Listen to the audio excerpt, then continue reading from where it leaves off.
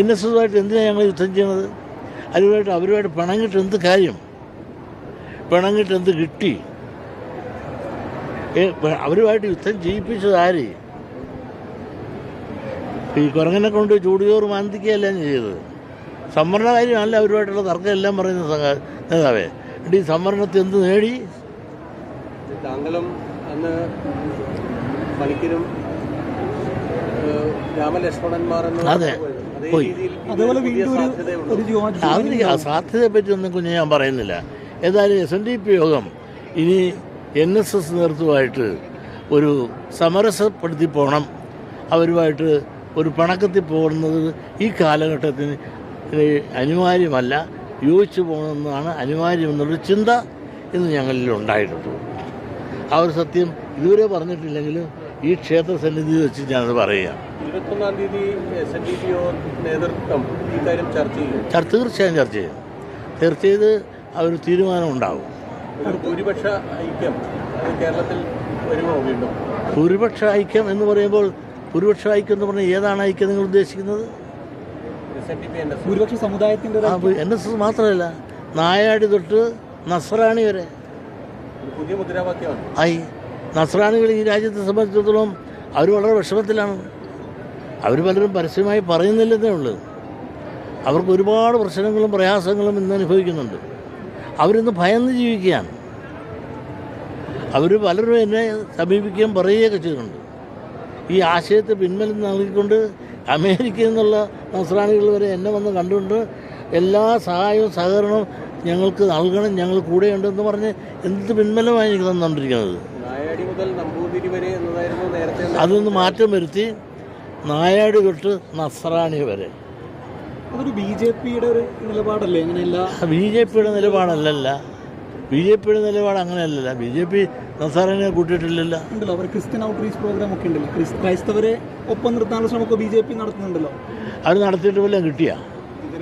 അവർ പറഞ്ഞോട്ടെ നീ എന്നാ ആരാണ് ചോദിക്കുന്ന ആളാരാണ്? നിങ്ങൾ ഏതാണ്? ഞാൻ ചോദിച്ചോട്ടെ. 3 ക്രിസ്ത്യാനികൾ മന്ത്രിയാക്കിയവർ. ആദ്യം അൽഫോൺസ് കണ്ണന്താനം, അതിനുമുമ്പ് നമ്മുടെ PC തോമസ്, കണ്ണന്താനം, പിന്നെ ഇപ്പൊരാൾ. എന്ത് റിസൾട്ട് കിട്ടി? പറ. ഇപ്പം തന്നെ എൻ്റെ സുഹൃത്ത് ആൻ്റണിയുടെ മകൻ അതിൽ ചേർന്നിട്ടുണ്ട്. ക്രിസ്ത്യാനികൾ പലരും ചേർന്നെങ്കിലും ആ ക്രിസ്തുവിനെ ആ വിഭാഗത്തെ നയിക്കുന്നത് മതനേതാക്കന്മാരാണ്. അത് നമ്മൾ ഒളിച്ചു വെച്ചിട്ട് കാര്യമില്ല. ക്രിസ്തു സമുദായം അവരെ ഇതുവരെ തുറന്ന മനസ്സോടുകൂടി BJP ആയിട്ട് ചേർന്നിട്ടില്ല എന്നുള്ളത് നേരെ തന്നെയാണ്. അവർ ചേരണമെന്നുണ്ട്. അവർക്ക് അവരുടേതായ ചില പ്രശ്നങ്ങളുണ്ട്. ഇപ്പറേ അവർ ഭയപ്പെടുന്നുണ്ട്, അപ്പറേ ഒരു സംരക്ഷണം അവർക്ക് ഇത് ഉറപ്പ് കിട്ടുന്നുമില്ല. അങ്ങനെ അവർ സംഘസ്വർഗത്തിൽ നിൽക്കുന്നു. അവരെ കൂടെ സംരക്ഷിക്കുന്ന ഒരു തീരുമാനം ആരിൽ നിന്നുണ്ടായാലും അവർ സ്വാഗതം ചെയ്യുന്നതാണ്.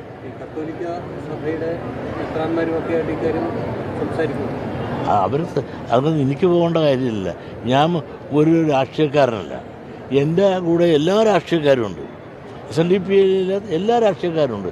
അതുകൊണ്ട് എനിക്ക് ഒരിക്കലും ഇവരുടെ ഒരു ഐക്യം ഉണ്ടാക്കി ഒരു വോട്ട് മേടിച്ചു കൊടുക്കാനോ സ്ഥാനാർത്ഥിയായി നിൽക്കാനോ ഒന്നും ഞാൻ പോകുന്നില്ല. ഞാൻ എൻ്റെ സമുദായത്തിൻ്റെ ആശയ അഭിപ്രായങ്ങൾ പറയും. അതോടൊപ്പം തന്നെ ഞാനൊരു പാർട്ടിയിലും വാലായിട്ടോ ചൂലായിട്ടോ നിൽക്കില്ല. നമ്മളെ ചവിട്ടാനും തൊഴിക്കാനും ആര് വന്നോ അവർ അതേ നാണയത്തിൽ ചവിട്ടുകയും തൊഴിക്കുകയും ചെയ്യും. അതിന് ഉറപ്പാണ്. സ്നേഹിക്കുന്നവരാരുണ്ടോ അവരെ സ്നേഹിക്കുകയും ചെയ്യും.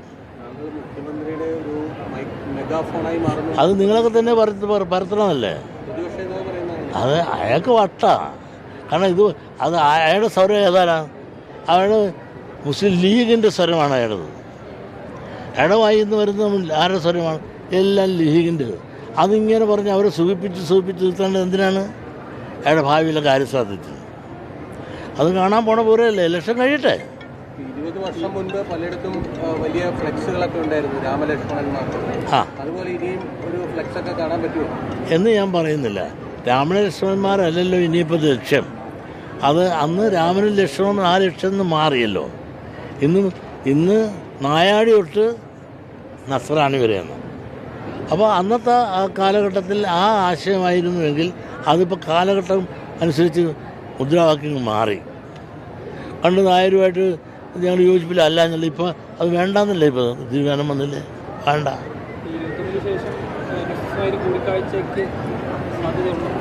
കാഴ്ചക്ക് ഞാൻ അദ്ദേഹത്തെ അവർ പലരുമായിട്ട് കാണുന്നുണ്ട്. കാരണം പെരുന്നേൽ ചെല്ലണമെന്ന് അവർ ആവശ്യപ്പെട്ടാൽ പോവും.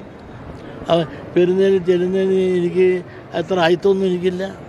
ചെല്ലണം കാണണമെന്ന് പറഞ്ഞപ്പോൾ ഒരു അദ്ദേഹത്തിന് അസുഖമായിരുന്നപ്പോഴും ഞാൻ വിളിച്ചിരുന്നു. അസുഖമായിട്ട് കാലിൽ നിന്ന് വീണില്ലേ, അപ്പോൾ ഞാൻ വിളിച്ചിരുന്നു, ക്ഷേമമൊക്കെ അന്വേഷിച്ചു, സന്തോഷമായിട്ട് സംസാരിച്ചു. എൻ്റെ ഒരു പ്രതിനിധി എന്ന് നേരിട്ട് സംസാരിച്ചു.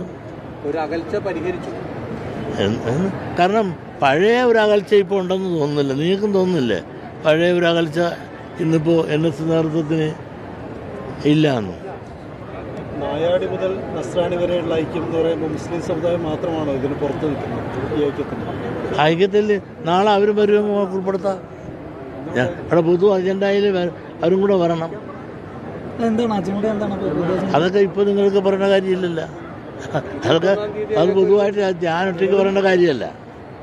ഏതാണ്ട് മുസ്ലിം സമുദായത്തല്ല മുസ്ലിമിനെ ഭയപ്പെടുന്നുണ്ട് ക്രിസ്ത്യാനികൾ. അതിന് വല്ല സംശയം ഉണ്ടാകും ഞങ്ങൾക്ക്. നിങ്ങളെല്ലാം മനുഷ്യരെ മുട്ടി നടക്കുന്ന ആളുകളാണ്, നിങ്ങൾക്കെല്ലാം അറിയാവുന്നവരാണ്. വളരെ ഭയം നിൽക്കണവർ. ഇവിടെ ഭയപ്പാടാണല്ലോ, ഭീകരതയല്ലേ പലയിടത്തും നടക്കുന്നത്. ഇത് എന്തിനാണ് ഭയക്കുന്നത് നിങ്ങൾക്ക് വിശദീകരിക്കേണ്ട കാര്യമില്ല. ഇപ്പോൾ അതൊക്കെ നമുക്ക് മീഡിയയിലല്ല വിശദീകരിക്കേണ്ടത്. അതൊക്കെ നമുക്ക് പറയേണ്ട പാട്ടി പറയാം. നമുക്ക് മീഡിയയിൽ ചർച്ച ചെയ്യേണ്ട വിഷയങ്ങളല്ല അതൊന്നും.